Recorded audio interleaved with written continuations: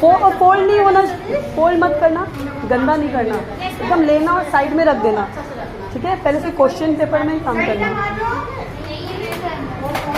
Question paper को देखना, इसमें कुछ मत लिखा, टीचर बोलेंगे तब लिखना, खाली इसमें यहाँ पे ये लिखना है, ये में डार्क करना है, ये सब मतलब तुम लोग को बता देंगे, बाद में ये सब इसमें लिखना, ठीक है।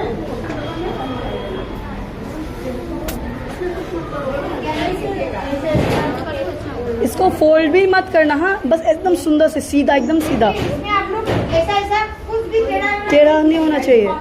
होगा। ये OMR सीट है ना, रीड होगा, ठीक है। ये आपका आंसर शीट है, ये आंसर शीट है, इसको कुछ भी नहीं करना, लेरा उड़ा करने से नहीं होगा। एक क्वेश्चन पेपर दे देती हूँ ना।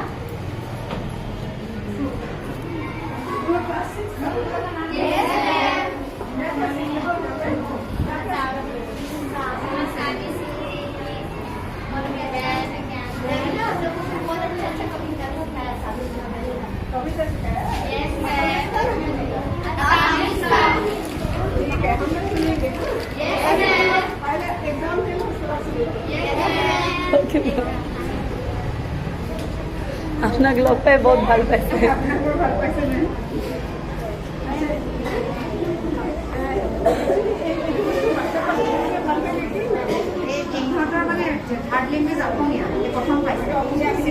सिक्सত प्रथम पाइजे